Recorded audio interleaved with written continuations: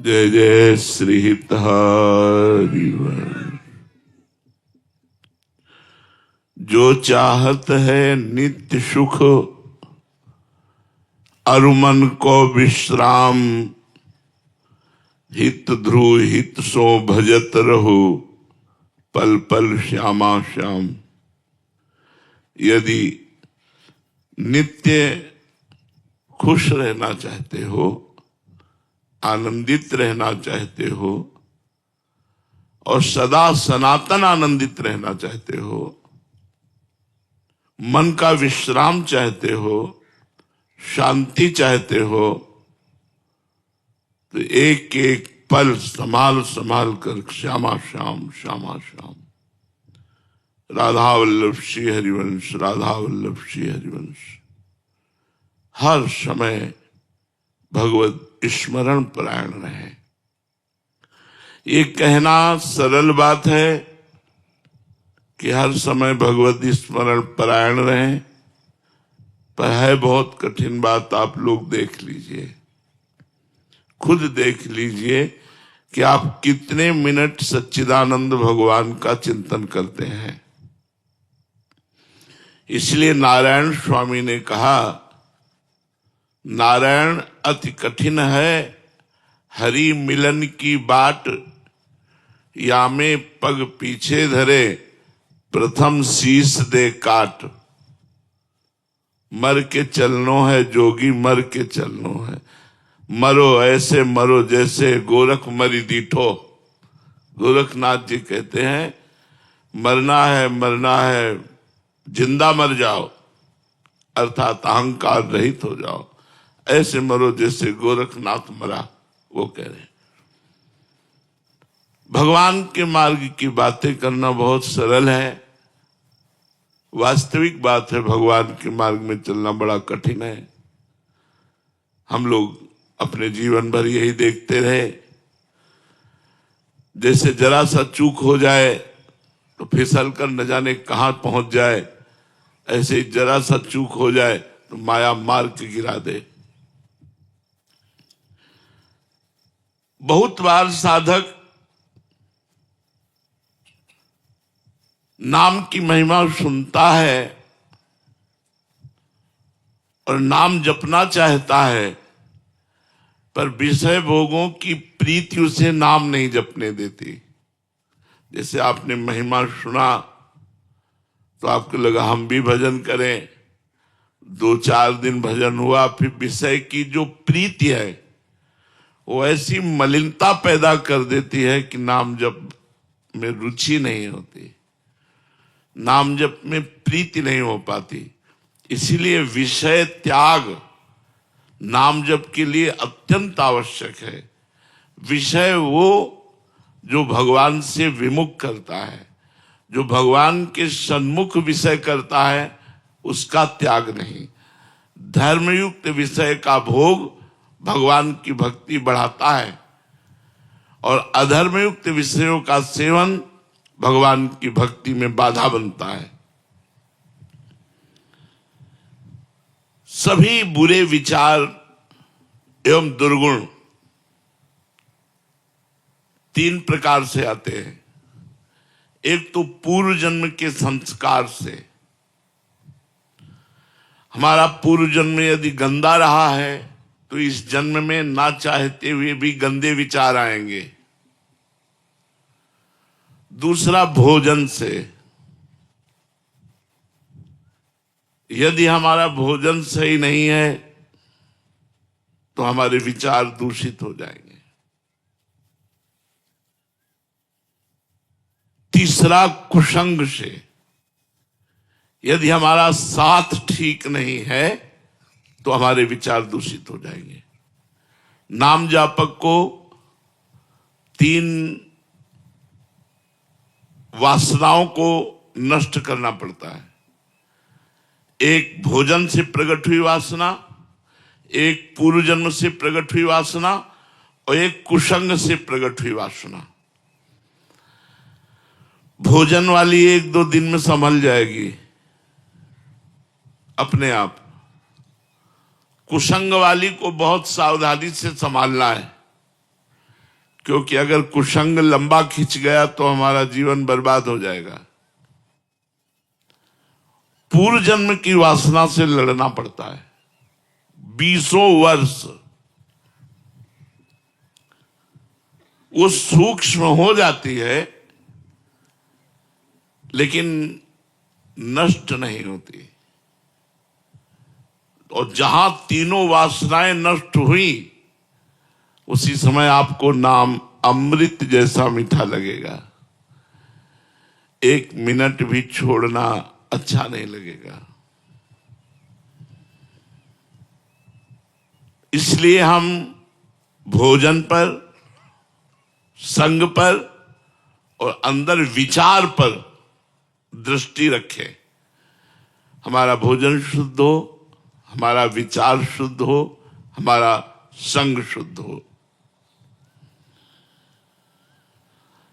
प्रायः सबके अंदर धन की लालसा अधिक रहती है। 3 बातें तो बाधा है ही, और ये 3 बातें और डबल बाधा है।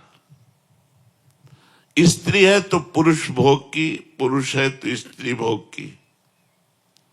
धन कमाने की, धन इकट्ठा, धन बढ़ाने की, नाम हो जाए, ये बात। अब नाम जापक को इन 3 बातों पर विजय प्राप्त करनी होगी। पहले 3 वो और 3 ये।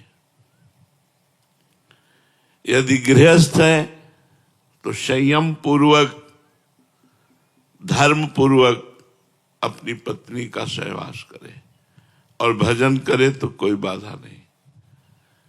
विरक्त है तो भगवान का आश्रय लेकर सहने की कोशिश करे। धन है तो गृहस्थ है तो धर्म पूर्वक कमाए, और कमाए हुए धर्म पूर्वक धन से 10%, 100 में 10 रुपया गरीबों की सेवा, अनाथों की सेवा, गौओं की सेवा, संतों की सेवा, मरीजों की सेवा, इनमें खर्चा करें। निश्चित लाभ मिलेगा। आप देख लेना, बहुत जल्दी लाभ मिलेगा। यदि आपने परोपकार ठान लिया है कि आज का हम भोजन भूखे रह करके व्रत करेंगे और दूसरे को पवा देंगे, तो एक दिन आपके यहां भंडारा चलने लगेगा। लिख लो हमारी बात। अगर धनी बनना है तो हम तुम्हें सच्चा उपाय बता रहे, परोपकार करना शुरू कर दो।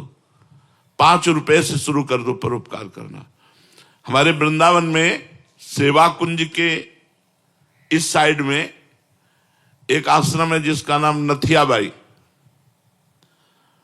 नथियाबाई तो जब आई यहां तो उन्होंने सोचा मेरे से क्या भजन होगा, संत सेवा बन जाए, यही मेरे भाग्य की बात है। अब संत सेवा के लिए धन चाहिए, तो क्या करती, यमुना किनारे उपले बिनती, जो जानवर गोबर कर देते सूख जाता है उसे उपला कहते हैं, और ब्रजवासियों से आटा मांग लाती और रोटी बनाती, फिर संत को बुलाती। अब वो नाम जपते हुए ऐसी रोटी बनाती कि जो संत पाता वो बड़ाई करता। अब वहां बिना बुलाए संत आने लगे, 2 आने लगे, 4 आने लगे। उन्होंने किसी को मना नहीं किया, कभी भी आ जाए, रात के आ जाए तो रोटी बना के देने लगी। धीरे धीरे लोगों को पता चला, वहां दाल और आटे के बोरे, घी की टीनें पहुंचने लगी। धीरे धीरे आश्रम बन गया। एक दिन वो 10 वर्ष सेवा करते व्यतीत हो गए। फल का समय आया तो गेहूं लेने गई थी ब्रजवासियों से, जैसे समय आता है ना गेहूं का, तो खेतों में फिर वो 5 किलो 10 किलो ऐसे सब चंदा रूप में दे देते हैं। तो गाड़ी भरकर, बैलगाड़ी भरकर गेहूं लिए हुए उसी में आराम से आ रही थी। अब इतने में बादल आ गया और बूंदें गिरने लगी, अंधेरा हो गया। अब वो थोड़ा सा परेशान हुई कि ये कैसे सुरक्षित गेहूं पहुंचे, अंधेरा हो गया, कुछ प्रकाश के लिए उनके पास था भी नहीं। तो इतने में देखा एक छाता लिए हुए 14 वर्ष का बालक आया और कहा, माई ये छाता गाड़ी में लगा ले और लालटेन लेकर मैं आगे चलता हूं, मेरा घर आगे ही है। बोले कहाँ है तेरा घर? तो बोले बस बिहारी जी के पास ही है। वो नथियाबाई जी के आश्रम तक छोड़ करके आए और मुस्कुरा करके चले गए। अब नथियाबाई के दिमाग में ये बात कि 8 बजे रात्रि के बालक, लालटेन, छाता, हो सकता है कोई बालक, लेकिन मुझसे इतना प्यार क्यों करता है कि वो भींगता रहा और छाता मुझे दे दिया। जब दूसरे दिन बिहारी जी के दर्शन करने गई तो बिहारी जी के दर्शन में दिखाई दी लालटेन और छाता। अरे बोले तू ही था, मैं समझ गई। अंदाज तो लगा रही थी पर पक्का नहीं था, आज तो पक्का हो गया। भगवान भक्त की सेवा करने वाले की स्वयं सेवा करने के लिए तत्पर रहते हैं। जिसे त्रिलोचन जी के यहां अंतर्यामी रूप से स्वयं संतों की सेवा की। इसलिए यदि गृहस्थ में धन पर विजय प्राप्त करनी है, धन की कामना और धन चाहिए उसकी पूर्ति, तो संत सेवा, बीमार की सेवा, गौ सेवा ये जरूर करनी चाहिए। और शास्त्र आज्ञा करता है 10%, लेकिन 10% बेईमानी की कमाई का नहीं।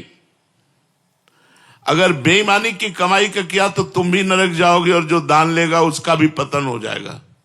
अधर्म की कमाई का, धर्म की कमाई का अगर 1 रुपया भी तुम किसी को दोगे तो लाखों के बराबर होगा। ये मत सोचो कि 100 रुपया में 10 रुपया, हम 10 रुपया क्या होता है, नहीं। 10 रुपये का अगर एक आदमी का पेट भर दिया कहीं, या 1 किलो नमक लेकर के आपने किसी भंडारे में दे दिया, वो बहुत पवित्र कार्य करेगा। तीसरा है यश कीर्ति। ये पुण्यात्मा पुरुष की होती है, तुम्हारे चाहने से नहीं होगी। तपस्या, पुण्य इनके द्वारा होता है। जैसे इस जन्म में वो घोर विषयी है, पाप करता है, लेकिन बड़ा नाम है, बड़ा ऐश्वर्य है, बड़ा वैभव है, तो ये पूर्व जन्म के पुण्य को भोग रहा है। ये वर्तमान का नहीं, वर्तमान का जब आएगा तो फिर पहुंच जाएगा। वो कौन सी जीव योनि में जाएगा पता नहीं चलेगा। पूर्व का पुण्य इस वर्तमान में यश कराता है, नाम कीर्तन कराता है। या इसी जन्म में इतनी जोर का भजन बन गया तो फिर बिस्तरे सब जग विमल कीरति, साधु संगति ना टरे, बास वृंदा विपिन पावे, श्री राधिका जो कृपा करे। है बिस्तरे सब जग विमल कीरति, पूरे संसार में उसकी निर्मल कीर्ति फैल जाएगी और लाडली जी उस पर कृपा करेंगी। तो 3 और फिर 3 सतोगुण, रजोगुण, तमोगुण। अगर सतोगुण, रजोगुण, तमोगुण इन गुणों पर ध्यान न दिए तो ये तुम्हारे भजन को चौपट कर देंगे। रजोगुण आएगा, भोग वासना प्रकट करेगा। तमोगुण आएगा, निद्रा, आलस्य, प्रमाद प्रकट करेगा। सतोगुण आएगा तो थोड़ा भजन में उन्नति होगी। लेकिन सतोगुण भी भगवत प्राप्ति के लिए थोड़ा सहायक है। बकाया त्रिगुणातीत होने पर ही भगवत प्राप्ति होती है। जब तक तीनों गुणों से हम जीत नहीं जाते तब तक हमारी बात नहीं बनती।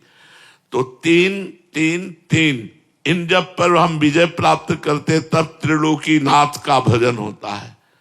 निरंतर भगवान के भजन में चित्त डूबता है।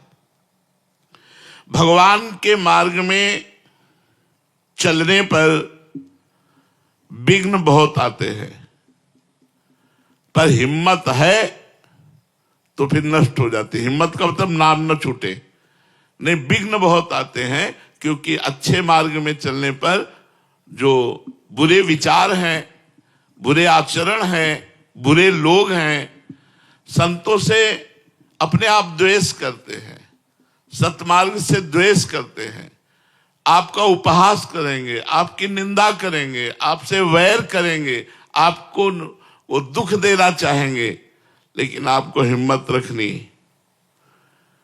लोग बड़ा उपहास करते हैं, अपने लोगों ने गालियां भी सही है, जब गंगा किनारे भ्रमण करते थे तो गालियां भी लोग देते थे, देखते थे जवान साधु अकेले तो लोग गालियां भी देते थे। कभी कभी भोजन नहीं, सर्दी का भीषण वेग है और लोग गालियां दे रहे, तो एकांत में भगवान से प्रार्थना करते थे। हमने तो सुना था बड़ा आनंद का मार्ग है, और यहाँ तो गालियां मिल रही, भोजन नहीं मिल रहा, सर्दी से कष्ट सह रहे, तब अंदर से आता होश में। ये बाहरी बात है, आंतरिक देख लेना आगे चल करके। संतों के वचन झूठे नहीं होते, बस उसी विश्वास पर जीवन यात्रा आगे बढ़ती रही। तो अगर हमारे मार्ग में कोई कठिनताएं आती हैं तो हमको हटना नहीं है, छोड़ना नहीं है, नाम जप नहीं छोड़ना। वो विघ्न ही सब नष्ट हो जाएंगे, आप पक्का विश्वास रखिएगा।